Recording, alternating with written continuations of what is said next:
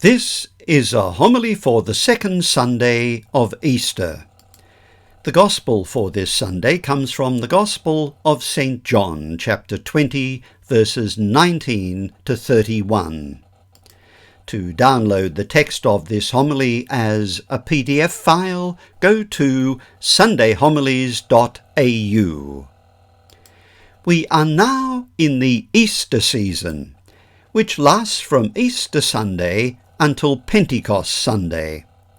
Following the Feast of Pentecost, we return to what the Church's liturgical calendar calls ordinary time. However, on the 2 Sundays that follow Pentecost, we celebrate the solemnity of the Most Holy Trinity and the Most Holy Body and Blood of Christ. This year we return to the Sunday readings of ordinary time on June the 14th. In today's Gospel, Jesus appears to his disciples on Easter Sunday evening.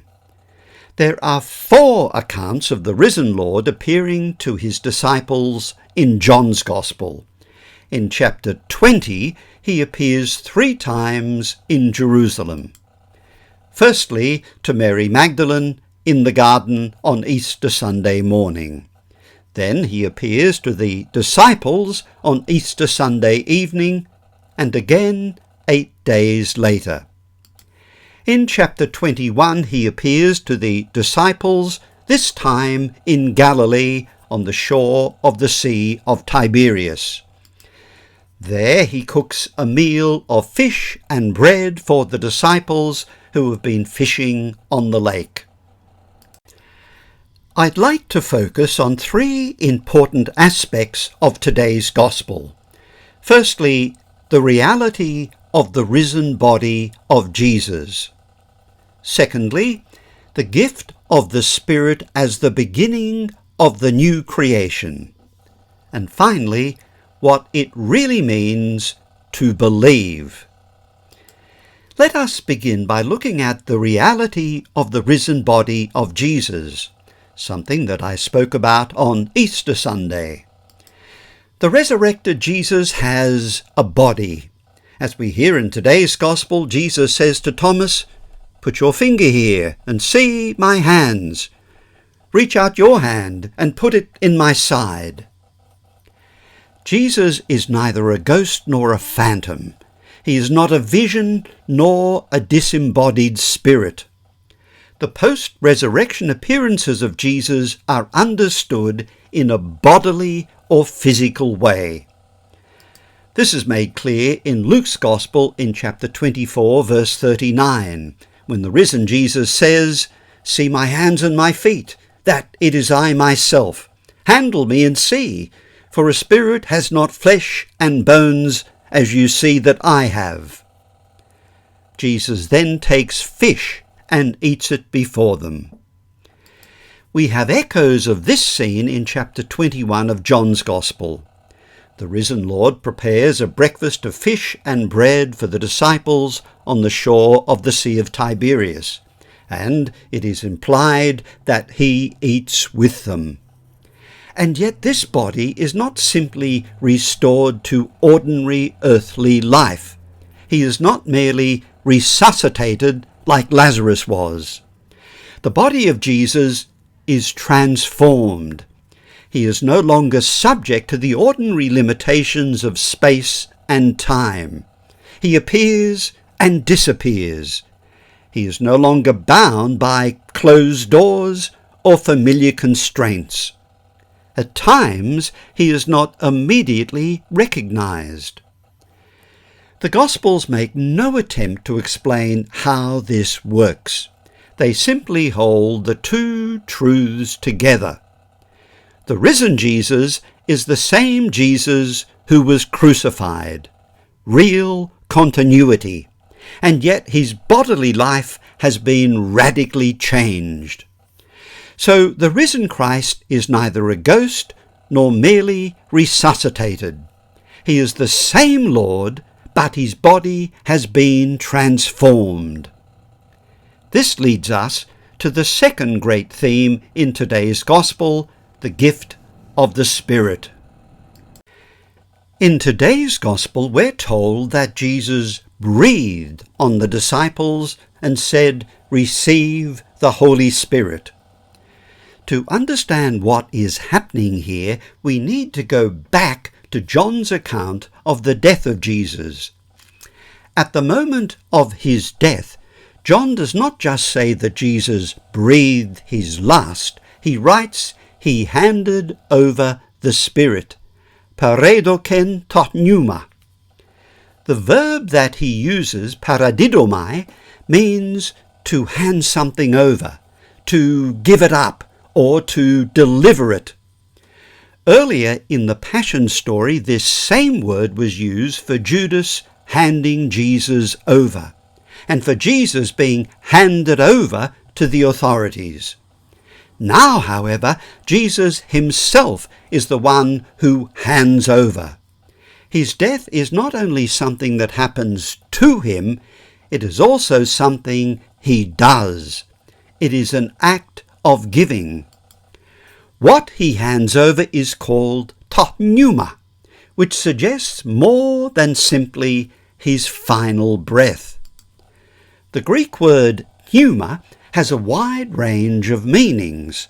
It can mean breath, wind, the life force within a person, and, in a religious sense, spirit, especially God's Spirit. John's wording allows us to hear all these meanings at the one time. So on the cross, Jesus' breath, his life, and the Spirit of God go forth from him. In today's Gospel, when the risen Jesus appears to the disciples, he breathed on them and said, "Receive the Holy Spirit." The connection is deliberate. The one who handed over the Spirit while hanging on the cross now breathes and gives the Holy Spirit to the disciples. This takes us back to the book of Genesis, to God's creation of the world and the first human being. This becomes clear when we have a closer look at the Greek verb that John uses when he tells us that Jesus breathed on the disciples. The verb is emphusao. This is the only time that this verb is used in the whole of the New Testament. It is also rare in the Greek Old Testament. One important place where the verb emphusao is used is Genesis chapter 2, verse 7. We're told that the Lord God formed the man from the dust of the ground and breathed into his nostrils the breath of life, and the man became a living being. The verb used for breathed is emphusao. This same verb is used in Ezekiel's vision of the dry bones. The dry bones are the whole house of Israel. The bones are dry, long dead, stripped even of memory. Ezekiel is told to prophesy over these bones. Say, "Dry bones, hear the word of the Lord." God says to him, "Prophesy to the breath. Prophesy, Son of Man. Say to the breath, the Lord God says this, come from the four winds, breath. Breathe on these dead so that they come to life." In the Greek Old Testament, the verb used for breathe is emphusao.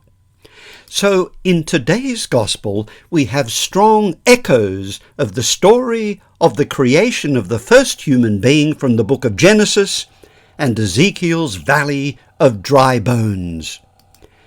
New Testament scholar Charles Barrett spells out the significance of this for us. That John intends to depict an event of significance parallel to that of the first creation of man cannot be doubted. This was the beginning of the new creation. So, when Jesus breathed upon the disciples, he was heralding the new creation. But that is not all. In today's Gospel, we also have echoes of Genesis chapter 1, verse 2. The earth was a formless void, and there was darkness over the deep, with the Spirit of God sweeping over the waters. Spirit of God in the Greek text is pneuma theou. This scene in Genesis describes the moment just before creation bursts into life. The Spirit of God moves over the lifeless chaos, ready to bring order and life. John wants us to hear that same note in the resurrection story. Just as God's Spirit was present at the first creation, so now God's Spirit is present again as something new begins. And this is not a coincidence or a subtle echo that we might be imagining. John has been signalling this new creation theme from the very first line of his Gospel. He opens not with Bethlehem or Nazareth or the Jordan River, but with the words, "In the beginning," en arche. Those are the exact words that begin the Greek version of Genesis, the opening words of the Bible itself. From the start, John is telling us that the story of Jesus is not simply the next chapter in Israel's history, it is the beginning of a new creation. What God did at the dawn of the world, he is now doing again. And the resurrection is the decisive moment when that new creation breaks into the old. So, John has been signalling this new creation theme from the very first line of his Gospel. But the opening chapters of Genesis do not only tell us how creation began, they also tell us how creation became subject to corruption and death. The Bible's first story of a garden is not only a story of life, but also of loss. God tells the man and the woman that they may eat the fruit of any tree in the garden, with one exception. They are not to eat the fruit of the tree of the knowledge of good and evil. The woman saw that the tree was good to eat and pleasing to the eye, and that it was enticing for the wisdom that it could give. So she took some of its fruit and ate it. She also gave some to her husband who was with her, and he ate it. As a result, God banished the man and the woman from the garden. To make sure that they could never again enter the garden, God placed great winged creatures to guard the way to the tree of life. Paradise had been theirs, now it is lost. They are exiled from the garden. As a result, creation is subjected to decay, futility, sorrow, exile, and alienation. Humanity now lives under a curse. Accursed be the soil because of you. Painfully will you get your food from it as long as you live. It will yield you brambles and thistles as you eat the produce of the land.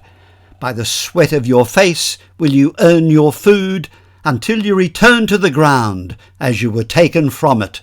For dust you are, and to dust you shall return. This is how the Bible story of the first garden ends, with exile, sorrow, and death. The human story that began in a garden now seems to end in a grave. And it is precisely at this point where Genesis leaves us under the shadow of dust and death that John quietly brings the story full circle. The motif of new creation returns subtly towards the end of John's Gospel. John is the only evangelist who tells us that in the place where he had been crucified there was a garden, and in the garden a new tomb in which no one had yet been laid. Note the repetition of the word garden within the one sentence. When the risen Lord appeared to Mary Magdalene on Easter Sunday morning, she doesn't at first recognize him. In fact, John tells us that she supposes he is the gardener.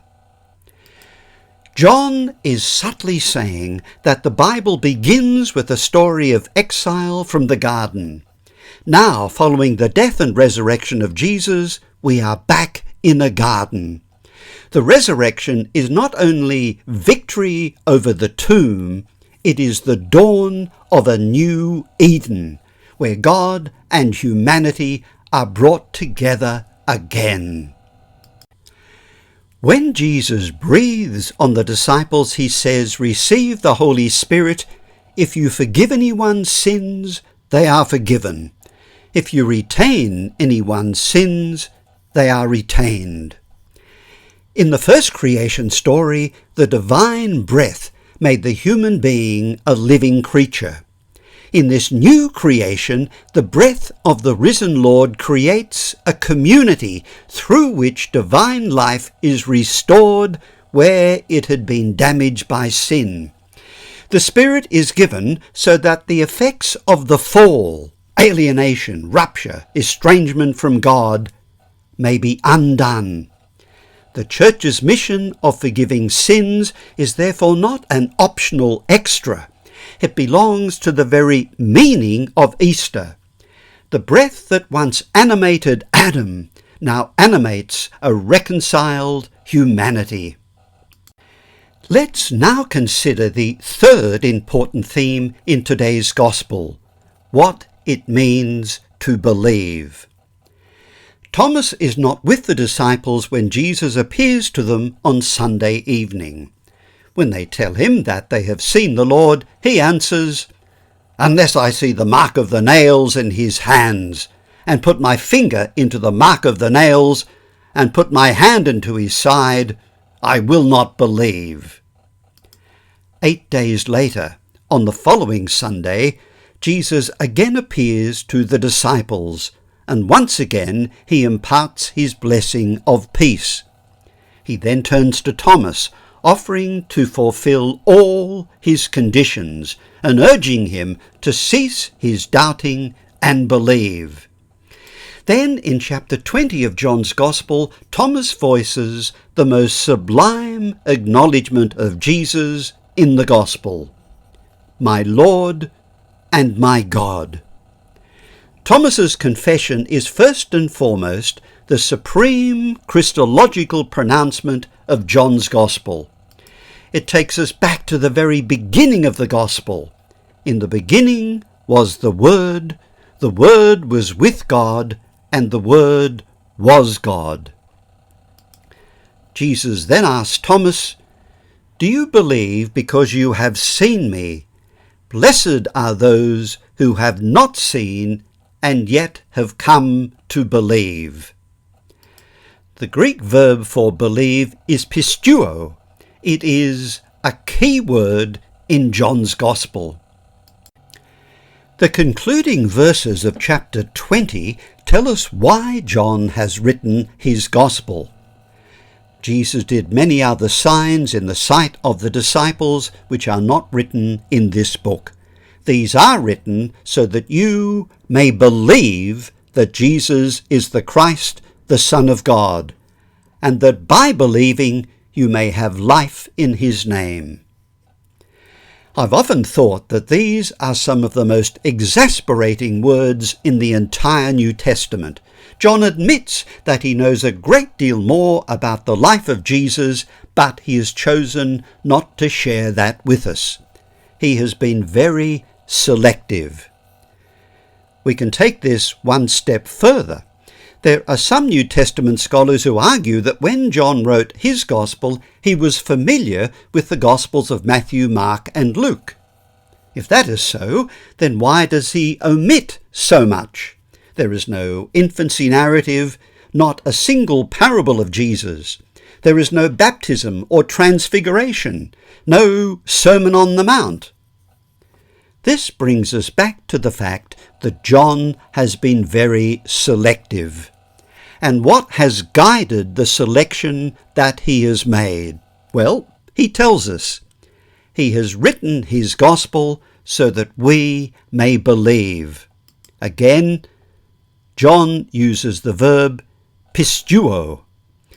The related noun pistis, usually translated faith, never actually occurs in John's gospel, yet pisteuo appears almost 100 times.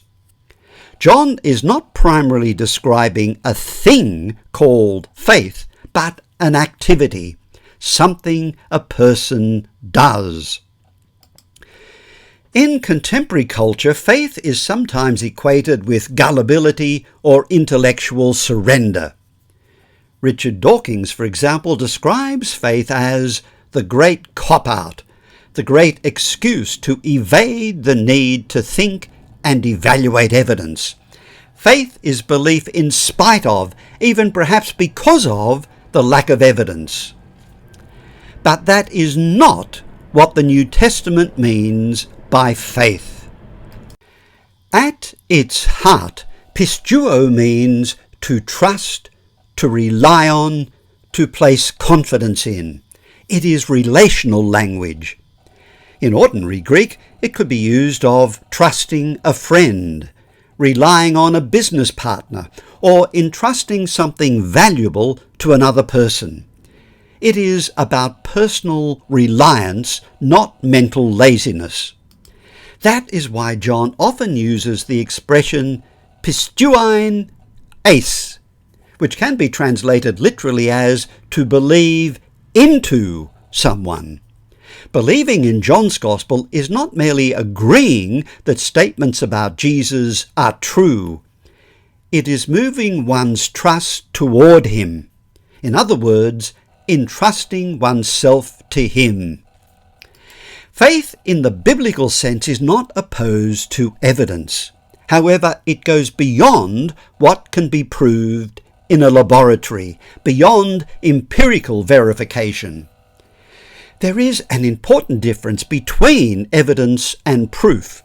Proof belongs to mathematics and controlled experiments. But the most important decisions in life are not made that way. So, for example, before boarding an aeroplane, we don't first inspect the engines, test the laws of aerodynamics, or check the pilot's flight record. Likewise, if we need an operation, we may check the doctor's professional reputation beforehand, but in the end, we move from weighing the evidence to making an act of trust. So many of our beliefs cannot be empirically verified. I can't prove whether or not someone loves me by examining their DNA. Ultimately, I make an act of faith, but it is not blind faith. This is the territory of pisteuo. Faith is not believing without evidence. It is committing yourself to where the evidence points, but where proof is impossible. It is the step from recognition to reliance, from seeing that someone is trustworthy to actually placing your life in their hands. And that is exactly what John says his gospel is for, not merely that we may know something about Jesus, but that we may trust him, and in trusting, find life. In 1859, the French acrobat Jules Léotard introduced the act that became known as the flying trapeze. Before his time, trapeze artists performed impressive tricks while remaining attached to a single trapeze bar. Léotard changed the act by doing something new. He let go of one trapeze bar and travelled through the air to grasp another trapeze or to be caught by a performer on another trapeze. Leuta did this without any safety nets. In the photograph that you can see here, one acrobat, known as the catcher, is hanging upside down. His knees are hooked over the bar, so his body hangs below and his hands are free. The other acrobat, the flyer, must let go of her own trapeze bar and travel through the air toward the catcher. The crucial moment comes when she lets go. From that instant, her safety rests entirely with the catcher. He must grasp her wrists at exactly the right moment. His grip, strength, and timing are crucial. The act Leuta introduced is not simply about athletic skill. It is also about one person entrusting their life to another. That's not a bad analogy for faith. So the faith that Jesus seeks is not merely an intellectual assent. It involves a deep personal trust and commitment. In an essay in aid of a grammar of assent, St. John Henry Newman draws a helpful distinction between notional assent and real assent. I give notional assent to an idea when I agree with it, but it has little or no impact upon my life. It's one thing for an acrobat on a trapeze to say, yes, the catcher is competent. I've seen him do it many times before. It is quite another thing to let go of your own trapeze and entrust your life to him. That is real assent. Real assent occurs when something becomes real to me. It has a profound and transformative influence in defining who I am and what I do. Thomas now believes because he has seen the risen Lord. At this point in John's Gospel, it's almost as though Jesus turns and speaks directly to us. He calls us blessed, because we have not seen, and yet we have come to believe. But believing is very seldom something that happens in a single moment. It is not a one-time leap into the unknown. Rather, it is the journey of a lifetime, and struggle and doubt are constant companions on this journey. St. Augustine offers us some help when he says, Ergo noli quaerere intellegere ut credas, sed crede ut intelligas.